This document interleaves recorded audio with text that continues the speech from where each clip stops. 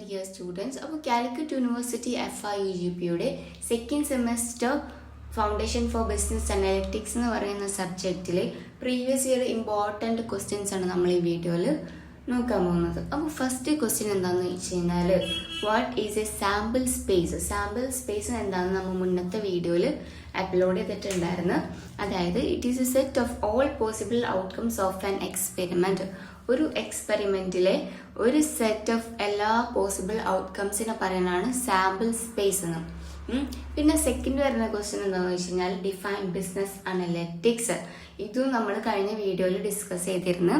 അതായത് means using data and method to make a better business decision. ഒരു ബിസിനസ്സിൽ ഒരു ബെറ്റർ ബിസിനസ് ഡിസിഷൻ എടുക്കാൻ വേണ്ടിയിട്ടാണ് ഇത് ഹെൽപ്പ് ചെയ്യുക.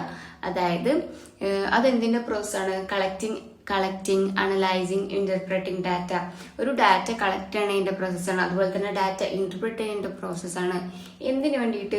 ഒരു ബിസിനസ്സിൽ ബെറ്റർ ആയിട്ട് ഒരു ബിസിനസ് ഡിസിഷൻ എടുക്കാൻ വേണ്ടിയിട്ടാണ് മെയിനായിട്ട് ബിസിനസ് അനലിറ്റിക്സ് കൊണ്ട് ഉദ്ദേശിക്കുന്നത്.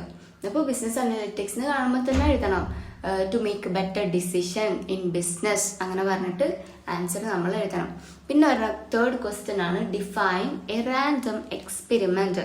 റാൻഡം എക്സ്പെരിമെന്റ് എന്ന് പറഞ്ഞു കഴിഞ്ഞാൽ an experiment where the outcomes is uncertain and cannot be predicted exactly. അതായത് നമുക്ക് പ്രെഡിക്റ്റ് ചെയ്യാൻ പറ്റില്ല എക്സാക്റ്റ് ആയിട്ട്. അതായത് എക്സാമ്പിൾ പറയുകയാണെങ്കിൽ ഒരു different varieties of colour balls ഉണ്ടാവും, red yellow blue.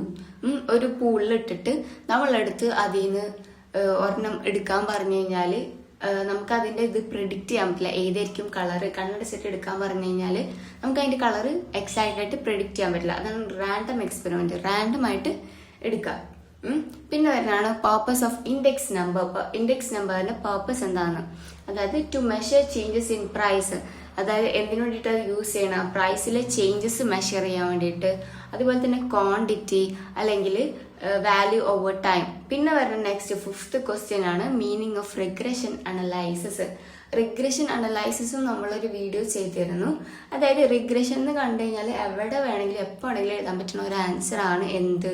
It's A relation between 2 or more variables. എവിടെ വന്നാലും ഈ ആൻസർ അങ്ങോട്ട് എഴുതി വെക്കാം. ഇത്രയും സിമ്പിൾ ആൻസർ വേറെ ഇല്ല കേട്ടോ. പിന്നെ സിക്സ്ത് വരുന്ന ഒരു ക്വസ്റ്റ്യൻ ആണ് mutually exclusive and exhaustive events. Mutually exclusive event cannot happen together. അതായത് മ്യൂച്വലി എക്സ്ക്ലൂസീവ് എന്ന് പറയുമ്പോൾ നമ്മുടെ ഒരു കോയിൻ ഉണ്ട്, ഹെഡും ഉണ്ടാവും അതിൽ ടെയിലും ഉണ്ടാവും. നാം ഇങ്ങനെ ടോസ് ചെയ്യണം. അപ്പോൾ അതിൽ ഹെഡ് ചിലപ്പോൾ വീഴാം, അല്ലെങ്കിൽ മേ ബി ടെയിൽ വീഴാം. രണ്ടും ഒരുമിച്ച് വരില്ല.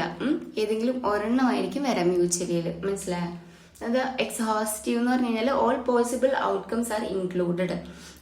അതായത് എക്സ്ഹോസ്റ്റീവ് ഇവന്റ് എന്ന് പറഞ്ഞു കഴിഞ്ഞാൽ ഏതെങ്കിലും ഒരു സംഭവം ഉറപ്പായിട്ടും സംഭവിക്കും. പിന്നെ ഒരാണ് ചീ സ്ക്വയർ ഡിസ്ട്രിബ്യൂഷൻ. അതായത് a statistical distribution used to test relation between 2 variables. 2 വേരിയബിൾസിന്റെ റിലേഷൻഷിപ്പ് ടെസ്റ്റ് ചെയ്യാൻ വേണ്ടിയിട്ട് യൂസ് ചെയ്യുന്നതാണ് എന്ത്? ഒരു സ്റ്റാറ്റിസ്റ്റിക്കൽ ഡിസ്ട്രിബ്യൂഷൻ ആണ് എന്ത്? ചീ സ്ക്വയർ ഡിസ്ട്രിബ്യൂഷൻ എന്ന് പറയുന്നത്. പിന്നെ വരുന്നതാണ് സാമ്പിളിംഗ് ആൻഡ് സാമ്പിൾ. സാമ്പിളിംഗ് എന്ന് പറഞ്ഞു കഴിഞ്ഞാൽ process of selecting A part of population. അതായത് പോപ്പുലേഷന്റെ പാർട്ട് സെലക്ട് ചെയ്യുക. സാമ്പിൾ എന്ന് പറഞ്ഞു കഴിഞ്ഞാൽ the selected part of the population. ഒരു പോപ്പുലേഷൻ നമ്മൾ സെലക്ട് ചെയ്ത പാർട്ട് ഉണ്ടാവില്ല, അതിനാണ് സാമ്പിൾ എന്ന് പറയുക. നെക്സ്റ്റ് വരുന്ന 10th ക്വസ്റ്റ്യൻ ആണ് independent events. Events where occurrence of one does not effect other. അതായത് ഒരു കോയിൻ എറിഞ്ഞ് അതുപോലെ തന്നെ ഒരു ഡൈസ് എറിഞ്ഞ് രണ്ടും തമ്മിൽ ഒരു ബന്ധമില്ല, അതിനാണ് ഇൻഡിപെൻഡൻസ് ഈവൻസ് എന്ന് പറയുന്നത്. അപ്പോൾ ഇത്രയൊക്കെയാണ് 2 marks important repeated questions. Previous year 10 marks question വേണമെന്നുണ്ടെങ്കിൽ കമൻറ്റ് ബോക്സിൽ കമൻറ്റ് ചെയ്യുക. ഞാൻ എന്തായാലും പാർട്ട് 2 ആയിട്ട് അത് അപ്ലോഡ് ചെയ്യാം. പ്രീവിയസ് ഇയർ essay ക്വസ്റ്റ്യൻസ് ആയിരിക്കും. അപ്പോൾ thank you. All the very best.